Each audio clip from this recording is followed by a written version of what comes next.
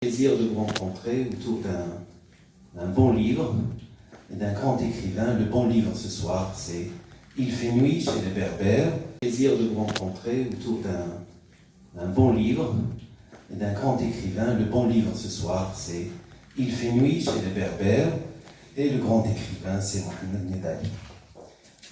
Alors, vous me voyez troubler un petit peu parce que c'est un peu différent des rencontres que j'ai eu l'habitude de faire, parce que j'ai la lourde tâche de m'entretenir avec Mohamed Nedali, de lui parler, alors que lui, il n'aime pas qu'on lui parle. Il préfère écrire tout simplement dans le silence, dans son village de Terminante.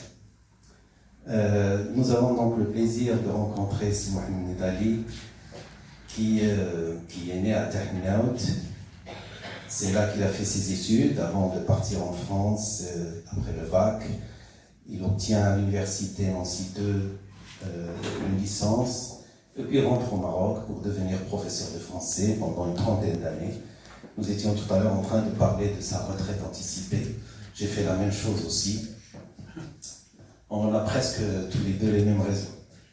Et après sa retraite anticipée, il décide de se consacrer entièrement à la littérature. C'est là où il puise toute son inspiration. Et il va écrire son premier roman, Morceau de choix, qui va obtenir le prix Grand Atlas en 2003. Et puis, oui, le premier roman a eu un grand prix. Et il va avoir un autre prix en Espagne, c'est le prix Lamar de lettres, je ne sais pas si j'ai bien prononcé. Donc, c'est la traduction en espagnol de ce premier roman. Donc après, vous avez le roman, d'autres œuvres que je vais citer. Nous sommes au 10e roman, Morceau de choix, donc c'était en 2003, Grâce à Jean de La Fontaine en 2004, Le bonheur des moineaux en 2008, La maison de Sissine en 2010, Triste jeunesse, qui a eu le prix Mamounia, quand même, c'est un prix prestigieux en 2012, et Le jardin des pleurs en 2014. Je me rappelle que c'était notre dernière rencontre ici à l'Institut français.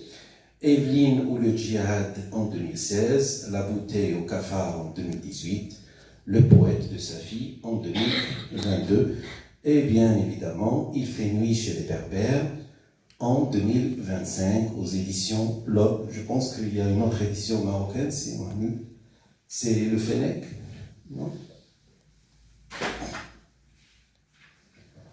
Bonsoir tout le monde.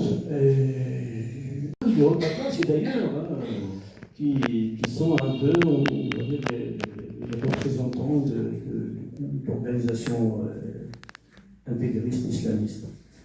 Et ces gens, ils ont une idéologie simple, voire simpliste, très facile à comprendre pour tout le monde.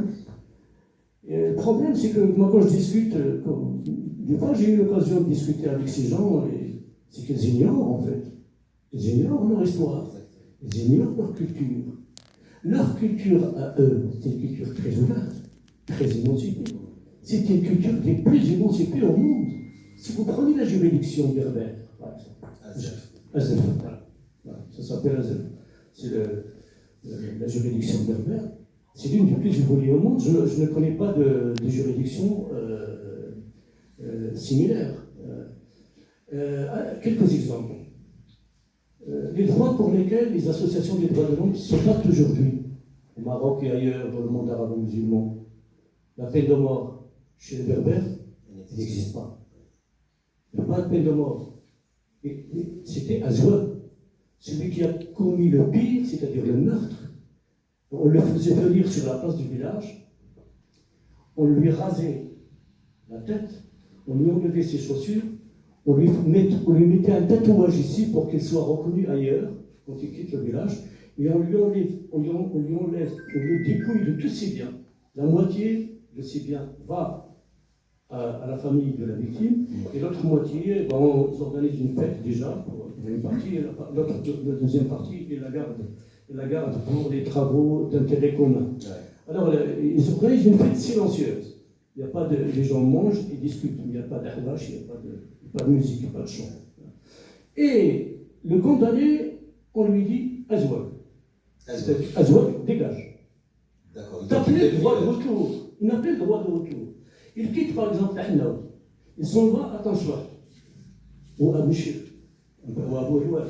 Les gens le reconnaissent parce qu'il y a le tatouage. Et il ne le chasse pas, il l'accueille, il lui donne du travail, mais il ne le paye pas. C'est un esclave. D'accord. Voilà, il mange, il boit, il est abrité, mais il n'a pas d'argent. Il n'a pas droit à l'argent.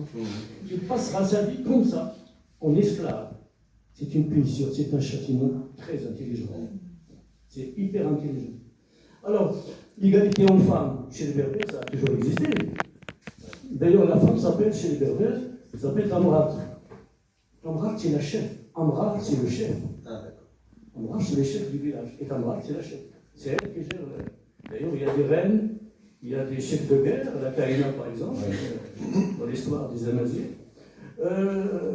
L'égalité en héritage, la femme est très égale de l'homme en héritage chez les Amazirs, depuis la nuit du temps. C'est donc une juridiction hyper évoluée. Moi, quand je discute avec les Berbères, que je leur apprends tout ça, ils ne savent pas. Ils ne savent pas. Je leur apprends tout ça, ils sont là, bouche bée, ils ne comprennent pas. Omar est l'illustration parfaite de ces gens du village qui ne savent pas, qui ne connaissent pas déjà leur culture, mais ils ne savent pas non plus ce qu'ils apportent aussi à ce village. Il n'a pas une connaissance de l'islam, il n'a pas appris l'arabe, etc. Donc on va parler un petit peu de ce cheminement du personnage jusqu'à son retour